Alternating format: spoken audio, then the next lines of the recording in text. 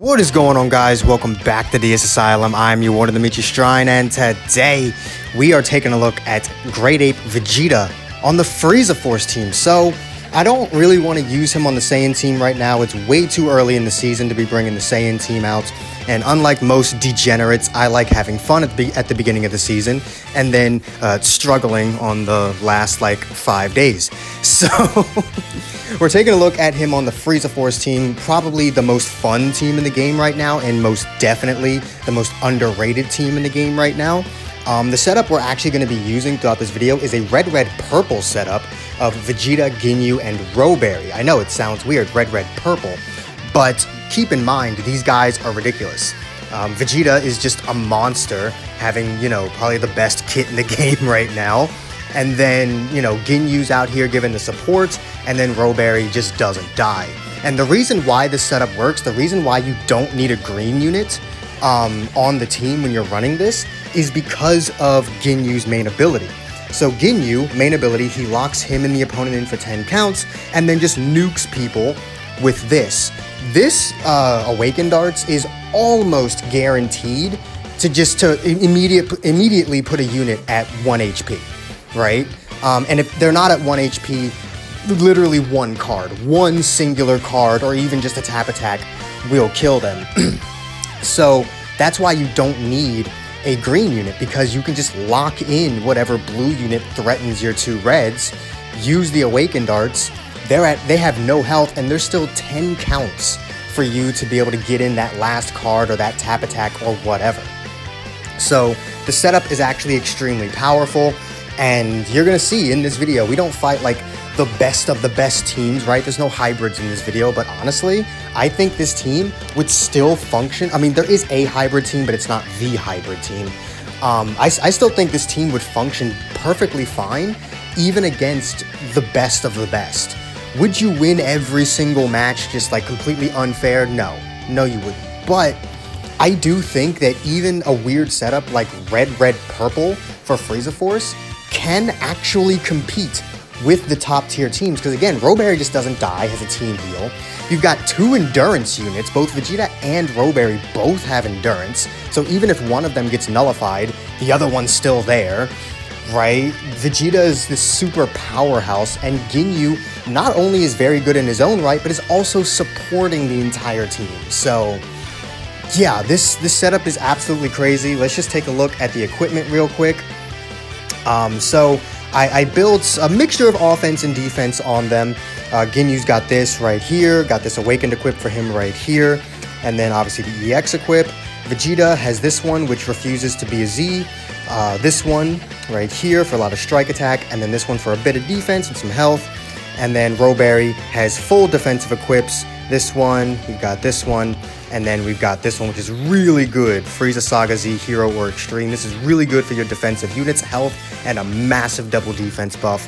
So that's what we're going in with. The other three never make an appearance in this video, so I mean, you can see the equips they have, but I'm not going to go over them because they're not here. Hell, Orlin is really only here for that strike attack buff so that we can really do some good strike damage. And yeah, let's just go ahead and get right into the matches. Alright, getting started here with the first match. We are up against that hybrid team I talked about. Not the hybrid team, right? But even at just Zenkai 2, this Gohan can be fairly tanky, and you're going to see just how much damage we do here. So we do just start with the green card, just, Hail Mary that. And I'm actually not afraid to combo blue units with this Vegeta, because he does have that 40% increased damage against blues. And obviously, if this Gohan was at Zenkai 7, I probably would have just swapped out. But at Zenkai 2, I'm not as afraid. And I mean, look at the damage we do. Like, that's honestly insane. For a defensive blue unit, that is honestly insane damage that we just did to that Gohan. And then Ginyu just comes in, does Ginyu things. And even against Gohan, Ginyu was not doing the worst damage, but I just brought Roberi in anyway. He does stand there for a little bit so he can pop the main ability. Very smart on him. Gets me with the green card. That's absolutely fine. But the strategy behind this is to lead Vegeta, not Ginyu. You might think you want to lead Ginyu because he has the support capabilities. However, you lead Vegeta because he gets damage buffs when he leaves, not exactly when he comes in. And also, yeah, that was a very fast forfeit. He gets damage buffs when he leaves the battlefield, so that when he comes back in, not only is he going to get his own damage buff for swapping out, but when he comes back in, he's also getting Ginyu's support buff. So you can basically, you know, double support Vegeta by leading him and then bringing him back in later. So that's the strategy behind leading Vegeta and not Ginyu. And obviously, like I said, I'm just straight up not afraid to, you know, go toe-to-toe with some blue units with this Vegeta. And keep in mind, my Vegeta's only at 3 stars. Honestly, like, I don't say this very often, but this Vegeta is a unit that you need to be going after. Like, if you're saving up for Black Friday, I'm sorry, but I highly doubt.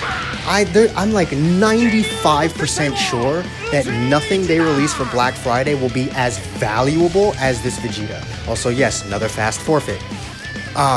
It might be more hype, right? Say they released, you know, Master Ultra Instinct Goku. That's definitely more hype than Grade 8 Vegeta. But is UI Goku going to be more beneficial to your teams than Vegeta is? I doubt it. One, God Ki already doesn't really need the help. Like, they're not the best team in the game. One good push and they would be, but they don't need to be the best team in the game. And honestly, what is Goku going to do? Because unless Goku comes out having damage against Saiyans and Sun family, unless UI Goku is out here actively trying to kill his own family, he's not going to be as valuable as this Vegeta. This Vegeta actively counters the meta. So even if they release UI Goku, that UI Goku is going to get bitched out by this Vegeta. This Vegeta is going to kick UI Goku's ass. So yeah, I would just say, just pump your crystals into this banner. Like, Vegeta is just way too valuable. And yeah, there's the DC. There's the DC. People don't want to fight this team. But yeah, Vegeta is just far too valuable to skip. I understand people like the shiny hype units, but Dragon Ball Legends is not a game that you can chase hype in. It's just not. And there you can see the effect of his anti-revival. Cell comes back with less health. It's just, this is not a game that you can chase hype in. It just simply isn't. You need to chase what's good, and Vegeta is what's good. Vegeta is most definitely what's good right now. Again, I don't think I've ever recommended that someone do this, but any and all crystals you have and get until this banner goes away, you need to be putting into this banner. I don't care what they release. Oh, real quick, here's your LF.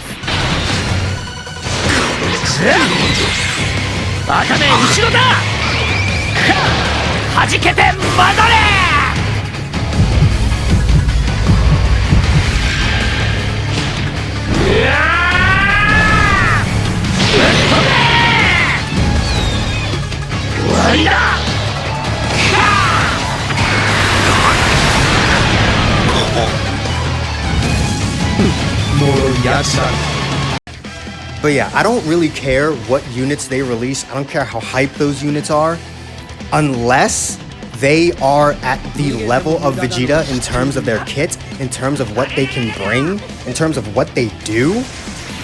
I honestly do think Vegeta is a must summon. Vegeta, you need to be getting this Vegeta, especially if you run Saiyans. If you are a Saiyan main, you require this Vegeta. He is probably just simply the best unit on the team that's not Zenkai. Granted, half the Saiyan team is Zenkai, but he is probably just the best non-Zenkai Saiyan in the entire game. Like, it's actually ridiculous. And yeah, this team is really good. Vegeta is really busted. We're fighting an actual proper God Ki team right now too, so you can actually see what this Vegeta is able to do against like a real, true, proper team. And we're not even doing bad damage. Like, I swap out just so that I can try and do a bit more, lock him in. But you're about to see, like, look at this. Just look at how much damage this does. He's at like 70% health or some crap, like 80% health. We hit him with the change now. Look at that. Literally a tap attack. Literally a tap. Well, now I have to use an arts card, but I get it off.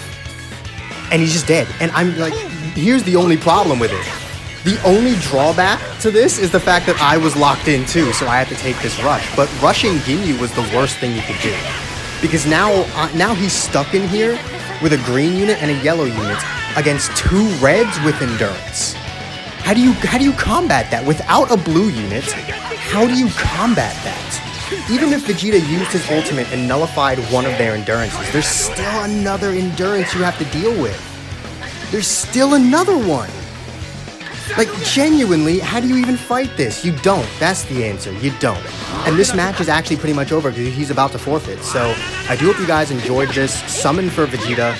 Please, do yourself a favor and summon for Vegeta. And I'll see all of you guys for the next video. Jesus, man. This is ridiculous. Peace.